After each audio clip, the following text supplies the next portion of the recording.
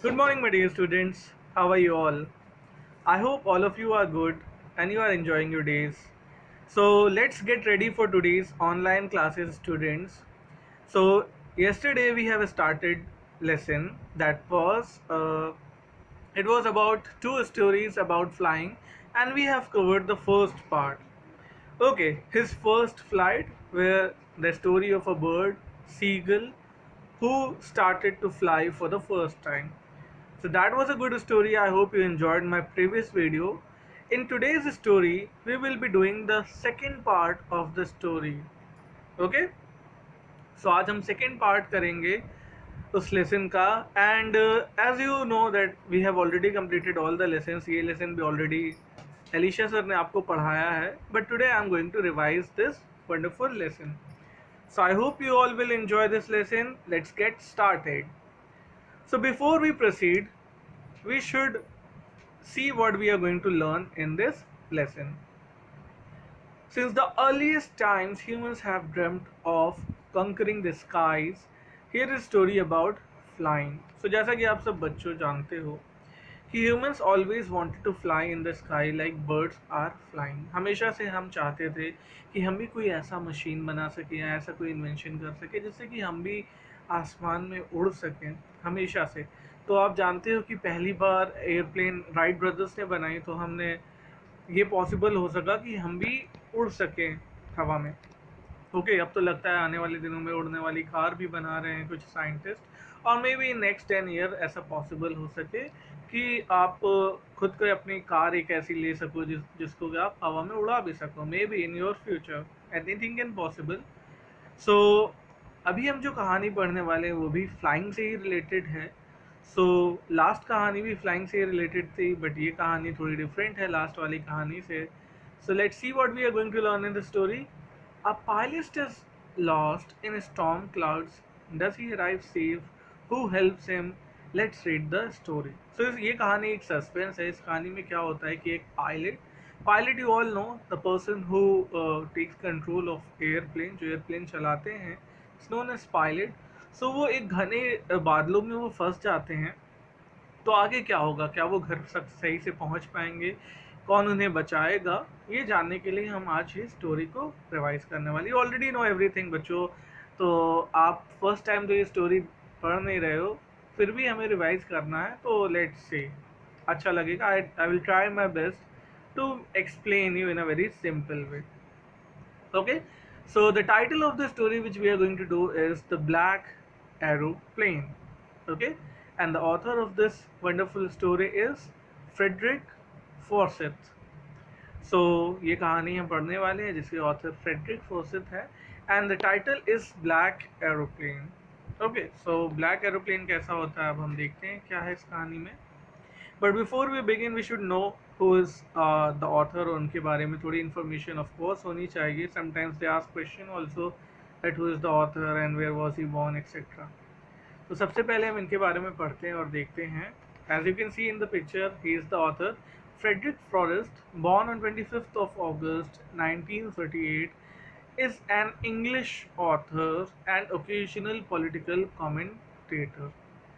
So Frederick Forsyth 25 अगस्त 1938 को पैदा हुए थे. Is English author. English author means related to England. England में के हैं ये. And he is also known as political commentator. Means political commentator का मतलब होता है जो पॉलिटिक्स के ऊपर राजनीतिक विशेषज्ञ जिसे आप कह सकते हो, जो पॉलिटिक्स के बारे में जानकारी रखता है और उसमें अपने व्यूज़ देता हो that how the thing is going on. So he is best known for thrillers such as The Day of the Jackal, The Odessa File, The Fourth Protocol, The Dogs of War, The Fist of God, The Veteran, Avenger, The Afghan and The Cobra.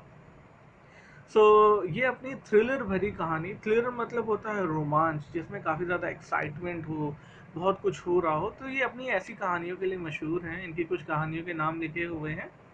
So he is very famous, popular. Specially बच्चे इनको काफ़ी like करते हैं. इनकी कहानी काफ़ी ज़्यादा interesting होती है. ओके, सो अब हम पढ़ने वाले हैं स्टोरी के बारे में. स्टोरी के बारे में बुलेट पॉइंट्स हैं, उसको हम समराइज करने वाले हैं बच्चों, और देखते हैं हर एक पॉइंट्स के बारे में पढ़ के कि क्या है इसमें. Okay, so let's see. First point, the sky was clear when the author was flying his old Dakota aeroplane over France to England. So first क्या होता है, कहानी की शुरुआत होती है एक पायलट से जो कि अपनी एयरप्लेन चला रहा है, and the name of the plane is old Dakota. Dakota उसका प्लेन का नाम है और वो प्लेन काफ़ी ज़्यादा पुरानी है, it's like old plane, and he is flying from France to England. वो फ्रांस से इंग्लैंड की तरफ जा रहा है. तो कहानी की शुरुआत ऐसे होती है, पायलट अपनी प्लेन में है एंड वेदर बहुत ही अच्छा है, काफ़ी अच्छा वेदर है. जैसे कि आप जब आप कार चलाते हो तो आप एक्सेप्ट ऐसा सोचते हो कि रोड हमें बहुत अच्छी मिल जाए, अच्छा हाईवे मिल जाए, गड्ढे ना हो रोड पे.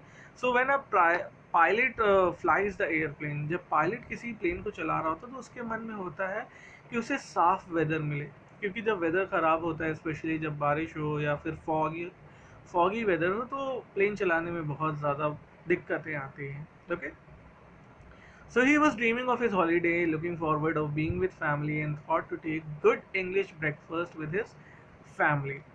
सो पायलट बहुत ही ज़्यादा खुश है क्योंकि वो सोच रहा है कुछ ही दिनों में उसकी छुट्टियां शुरू हो जाएंगी और वो अपने घर जाएगा, घर में वो फैमिली मेम्बर्स के साथ इंजॉय करेगा, थोड़ा आराम करेगा. सो लाइक जैसा होता है स्कूल के दिनों में भी, जब आप समर वेकेशन का वेट कर रहे होते हो, लास्ट डे जो होता है वेकेशन से पहले का काफ़ी लंबा लगता है, बिकॉज आप बहुत ज़्यादा एक्साइटेड होते हो कि जल्दी से छुट्टी हो, हम बाहर जाएंगे घूमने कहीं, and etcetera etcetera. So pilot भी बेसब्री से इंतज़ार कर रहा है क्योंकि वो इसकी लास्ट ड्यूटी और उसके बाद उसकी छुट्टियां शुरू हो जाएंगी और वो अपने फैमिली के साथ इंजॉय कर सकेगा, and he can take English breakfast. घर पहुंच के वो अच्छा सा इंग्लिश ब्रेकफास्ट खा सकेगा. क्योंकि बहुत दिन से देखो बच्चों, क्या है कि हम जब कहीं बाहर रहते हैं, लाइक अभी तो आप हमेशा घर ही में होगे, बट आगे चल के जब आप कहीं बाहर पढ़ने जाओगे हॉस्टल में या किसी दूसरे सिटीज़ में जाओगे, तो बाहर के खाने खा खा के आप काफ़ी ज़्यादा बोर हो जाओगे और आपको मन करेगा कि काश मैं घर जाऊं और घर पे अपनी माँ के हाथ का खाना खाऊं. So you will be missing those days. तो पायलट भी काफ़ी ज़्यादा मिस कर रहा है अपने घर का हाथ का खाना और सोच रहा है कि आज पहुंच के मैं अच्छे से घर पे रेस्ट करूंगा और अपने घर का अच्छा सा इंग्लिश ब्रेकफास्ट करूँगा. Okay, everything was going well, it was an easy flight. सब कुछ अच्छा चल रहा था, वेदर बहुत अच्छा था, and it was an easy flight. जब मौसम अच्छा हो, क्लियर स्काई हो, सो पायलट्स के लिए बहुत ईजी होता है प्लेन को रन करना. Paris was about 150 kilometers behind when he saw the huge black mountain storm clouds in front of him across the sky. So plane जो है वो पेरिस से 150 किलोमीटर्स आगे जा चुकी होती है, तभी अचानक से उसे बड़ा सा काला माउंटेन जैसा स्टॉर्मी क्लाउड दिखाई देता है. काफ़ी घने बादल दिखाई देते हैं, ऐसा लगता है कि बड़ा सा माउंटेन है जो कि उसके सामने ही है क्रॉस द स्काई. कुछ बादलों को ढाक के आगे चल के काफ़ी घने बादल हैं, बहुत ही ज़्यादा बारिश का मौसम जैसा होने वाला है. अभी तक जो जर्नी काफ़ी ज़्यादा अच्छी चल रही थी, प्लेजेंट चल रही थी, पायलट बहुत ही ज़्यादा रिलैक्स होकर प्लेन चला रहा था, बट उसे क्या मालूम था कि आगे चल के इतना ज़्यादा प्रॉब्लम आने वाला है. Suddenly you do not know, weather is unpredictable, weather हमेशा की तरह अनप्रेडिक्टेबल होता है. तो अचानक से वेदर काफ़ी ज़्यादा ख़राब हो गया, क्लाउडी हो गया एंड स्टॉर्मी हो गया, जिसकी वजह से अब पायलट प्रॉब्लम में आने वाला है. So everything was suddenly black. The author could not see anything outside the aeroplane. हर चीज़ अचानक से काला हो जाता है बिकॉज एवरीथिंग बिकम्स इनविजिबल. कुछ भी दिखाई नहीं दे रहा होता है प्लेन के बाहर क्या चल रहा है because of the dark clouds. अब पायलट जो कि बहुत ही ज़्यादा एक्साइटेड था अपने फैमिली से मिलने के लिए, इस चीज़ को देख के उसे काफ़ी ज़्यादा डिसमे होता है. ही इज़ वेरी मच शॉक और काफ़ी ज़्यादा उसे बुरा लगता है ये देख के, खुद के लिए भी and for the passengers also, क्योंकि उसके साथ साथ दूसरों की भी लाइफ अब खतरे में आ सकती है. Okay, the old aeroplane jumped and twisted in the air. Compass, radio and other instruments suddenly stopped working. तो जैसा कि हम जानते हैं बच्चों, जो एयरप्लेन है ओल्ड डकोटा, वो काफ़ी पुराना एयरप्लेन है एंड इतनी तेज़ हवाओं को और इतने ख़राब वेदर को वो इसी तरीके से मैनेज कर रहा था. And the plane was jumping. Okay, plane जो था वो जंप कर रहा था. एक्चुअली वो क्या होता है कि आप सोचते हो कि जंप कैसे करेगा, आसमान में गड्ढे थोड़ी ना आ जाएंगे. But imagine when huge winds are blowing, काफ़ी तेज़ हवा का झोंका अगर प्लेन में पड़ेगा तो हवा में भी वो हिलने लगेगा। Okay, so these are the things. तो आगे क्या होता है, then in the blank clouds quite near him he saw another airplane. He had no lights on its wing, but it could see in flying next to him through the storm. So अभी pilot बहुत ही ज़्यादा problem है क्योंकि उसे समझ में नहीं आ रहा है, and the weather is also very bad.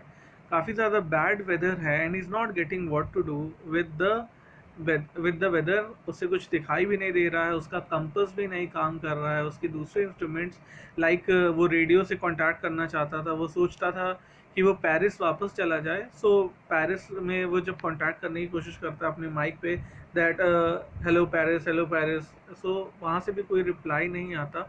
उसका जो कंपस होता है उसकी निडल गोल गोल घूमने लगती है डायरेक्शन में, which was not showing the correct direction. Compass तो आप जानते ही होंगे, a tool which shows us the direction. आपके मोबाइल में भी होगा कंपस। तो काफ़ी ज़्यादा परेशान हो गया था, तभी अचानक से उसे एक दूसरा एयरप्लेन दिखता है जिसके अंदर कोई लाइट नहीं जल रही होती है, उसकी विंग्स में कोई लाइट नहीं होती है, बट उसे ये दिखता है कि हाँ प्लेन चल रहा है और उसके अंदर कोई है भी। सो ही गॉट सम रिलैक्सेशन। चलो अच्छा लगा, लाइक जब आप किसी ऐसे रोड पे हो जिसमें आप अकेले चल रहे हो तो साथ में अगर कोई दूसरी गाड़ी भी आपके साथ आए, you get very relaxation. So like company always is better than being alone. So ऐसा ही इसके साथ होता है, जब दूसरी प्लेन उसे दिखती है तो काफ़ी ज़्यादा रिलैक्स हो जाता है। He turned his airplane slowly to the north in front of the author's Dakota so that it would be easier for the author to follow him. So दूसरी वाली प्लेन क्या होती है, उस प्लेन जिसमें ऑथर है उसके आगे आती है और उसके आगे आगे चलने लगती है। ऐसा लगता है कि एक कोई पेरेंट अपने छोटे बच्चे को रास्ता दिखा रहा हो, तो इस टाइप का सीन होता है। लाइक जब छोटे बच्चे अपने माँ बाप के पीछे पीछे चलते हैं, उसी तरीके से हमारा पायलट भी यही करता है, ऑथर भी ऐसा ही करता है। वो उस ब्लैक एयरप्लेन के पीछे पीछे started following the black airplane, उसके पीछे पीछे चलने लगता है, बिकॉज उसे तो कुछ भी नहीं दिख रहा है और उसे लगता है कि मे बी ब्लैक एयरप्लेन का डिवाइस जो है वो वर्क कर रहा होगा और वो मुझे हेल्प करने के लिए मेरे आगे आगे चल रहा है। सो फाइनली कहानी में कुछ अच्छा होता है। सो नेक्स्ट हम देखते हैं, suddenly the author came out of the clouds and saw two long straight lines of lights in front of him. So pilot, जैसा कि आप जानते हो, pilot was following the black airplane. वो ब्लैक कलर की जो एयरप्लेन थी उसके आगे आगे चल रही थी और वो उसका पीछा कर रहा था छोटे बच्चे के जैसे। He was following the plane. Plane में अब फ्यूल भी काफ़ी ज़्यादा कम था, पायलट के ओल्ड डेकोटा में फ्यूल भी काफ़ी ज़्यादा कम हो गया था और वो अब कुछ ही किलोमीटर्स चल सकता था। तो पायलट बहुत ही ज़्यादा घबराहट में था। He was just praying to God कि वो सही सलामत पहुंच जाए, लैंड कर ले ओके एयरपोर्ट पे। सो आगे चल के क्या होता है कि उसे साफ बादल दिखाई देते हैं और साफ बादल के आगे उसे टू लॉन्ग स्ट्रेट लाइंस दिखाई देते हैं, मीन्स उसे रनवे दिखाई देता है। It's a runway and airport, he was safe. So runway क्या होता है, एक बड़ी सी रोड जैसे चीज़ होती है, एक बड़ी सी लेन होती है जिसपे एयरप्लेन जो है वो टेक ऑफ कर सके या लैंड कर सके। So you all know what is runway, आप तो जानते ही हो रनवे क्या है। सो काफ़ी ज़्यादा पायलट खुश होता है because he discovered what he wanted to find. उसे जो चाहिए था उसे मिल गया। एक पायलट के लिए जिसकी एयरप्लेन में फ्यूल बहुत ज़्यादा कम हो और जितने ख़राब वेदर से आया हो, उसे एयरपोर्ट दिख जाना, उसे रनवे दिख जाना, इट्स लाइक विक्ट्री, बहुत बड़ी जीत थी उसके लिए। And he was safe now. वो अपने आप को रिलैक्स फील कर रहा था और उसे ये यकीन हो गया कि अब वो और साथ में सारे पैसेंजर्स बच जाएंगे। The author turned to look for his friend in the black aeroplane, but the sky was empty. The black aeroplane was gone. He could not see it anywhere. So जब ऑथर लैंड कर चुका होता है वो sky में देखता है हर तरफ कि उसका ब्लैक एरोप्लेन कहाँ गया, उसका फ्रेंड कहाँ गया जिसने उसकी मदद की इतने ख़राब वेदर से, उसको गाइड किया। And he should thank him. वो उसे ढूंढ रहा था ताकि उसे शुक्रिया कर सके, उसे थैंक यू कह सके उसकी जान बचाने के लिए। सो बट ब्लैक एरोप्लेन कहीं भी नहीं दिखाई दे रहा था and he was lost in the sky. बादलों में कहीं वो खो सा गया था। So he went and asked a woman in a control centre where he was and who the other pilot. Okay, so वो कंट्रोल रूम में जाता है, जैसे कि आप जानते हो, इंक्वायरी रूम में जाता है और वहाँ पे पूछता है कि वो who was the another pilot, वो दूसरी जो एयरप्लेन थी उसके पायलट कौन थे और वो प्लेन कौन सी थी, I wanted to know about them. So वो जानने की कोशिश करता है उस प्लेन के बारे में जिसने इसको गाइड किया था। बट क्या होता है, she looked at the author very strangely and then laughed, she said another plane again in the storm. No other airplanes will be flying were flying tonight. Yours was the only one I could see on the radar. जब उस lady से question करता है, यहाँ पे आप photo में देख रहे हो, वो क्वेश्चन करता है, can you tell me about the another plane which was there in the sky. तो काफ़ी स्ट्रेंजली होके, मतलब काफ़ी शॉक होकर देखती है, एंड शी लाइक, क्या तुम किस प्लेन के बारे में बात कर रहे हो। वो हंसने लगती है और कहती है, अनदर प्लेन, दूसरी प्लेन। इतने ख़राब वेदर में तुम्हें लगता है कोई दूसरी प्लेन उड़ेगी? आज सिर्फ तुम्हारी ही प्लेन इस एयरपोर्ट पे लैंड हुई है, and yours was the only one I can see on the radar. Radar क्या होता है? एक मैप टाइप का स्ट्रक्चर होता है जिसमें जितने भी प्लेन्स उस एरिया के आसपास उड़ रही होती है उस वो दिखाई देती है। Okay, it's like a map, एक कंपास के जैसा होता है। आपने शिप में और प्लेन के अंदर भी देखा होगा, एक सर्कुलर सा डायग्राम जैसा होता है, गोल गोल होता है, उसमें लैटिट्यूड्स, लॉन्गिट्यूड्स और ऑल्टीट्यूड्स मेंशन होते हैं। सो उसे हम रडार कहते हैं। सो ये लेडी कहती है कि नहीं, आज तो सिर्फ तुम्हारी फ्लाइट ही आनी थी क्योंकि मौसम ऑलरेडी इतना ज़्यादा ख़राब था एंड रडार में भी कोई दूसरा प्लेन नहीं दिख रहा था। So who helped the author to arrive there safely without a compass or a radio or without any more fuel in his tank? Who was the pilot on the strange black airplane flying in the storm without lights? So pilot काफ़ी ज़्यादा confuse हो जाता है, वो सोचता है उसने उसकी मदद किसने की। Who arrived him safely? उसको सही सलामत किसने पहुंचाया, क्योंकि उसका कंपास भी ख़राब हो गया था, रेडियो भी ख़राब हो गया था, उसके एयरप्लेन में ज़्यादा फ्यूल भी नहीं था, but still he reach the runway safely without any problem. So कौन था ये तो हम नहीं जानते, it's not given in the story, but it is left for the students to imagine. ये अब आप पे है कि आप इमेजिन करो वो कौन था। Probably sometimes God helps us in need. Maybe वो एक एंजल हो, गॉड का फरिश्ता हो जिसने उसकी मदद की हो। Because if you are helping others then one day God will also help you. So इस कहानी में ऐसा ही होता है। So what the moral of the lesson is, इस कहानी से हम ये सीखते हैं कि इस कहानी में हम देखते हैं कि पायलट जो था वो काफ़ी ज़्यादा एक्साइटेड था अपने फैमिली से मिलने के लिए, उनके साथ टाइम स्पेंड करने के लिए, छुट्टियां मनाने के लिए, और उसे बहुत ज़्यादा एंजाइटी हो रही थी कि वो जल्दी से घर पहुंच सके। तो अपनी खुशियों के लिए वो उसके पास चांस था, वो वापस पेरिस की तरफ मुड़ सकता था, वो वापस जा सकता था पेरिस में, वो ये बता सकता था कि आगे वेदर बहुत ज़्यादा ख़राब था तो मैंने यू टर्न ले लिया और वापस में आ गया। बट उसे अपने घर पहुंचने की भी बहुत ज़्यादा जल्दी थी, वो नहीं चाहता था कि वो अपनी छुट्टियों को मिस करे। सो ही टुक वन रिस्क, वो रिस्क लेता है, अकेले नहीं, साथ में इतने सारे पैसेंजर्स की लाइफ के साथ भी वो रिस्क लेता है, जो कि सही नहीं है। So in last story we have learned कि लास्ट स्टोरी में हम देखते हैं कि जो सीगल होता है वो अपने लिए रिस्क लेता है। तो जब आप अपने लिए रिस्क लो जिसमें सिर्फ आपका फ़ायदा या नुकसान हो सके, then it is fine.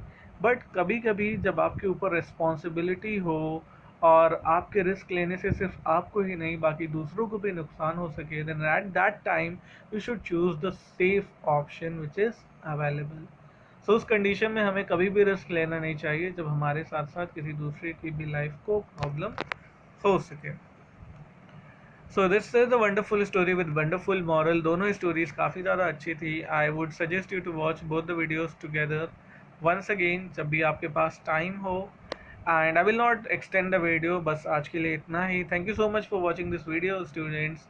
We will see you again in the next video, okay. And in between the sound you heard was the sound of my parrot. मेरे घर में एक पैरेट है and I do not know वो कभी भी बोल सकता है, so sorry for that. Thank you.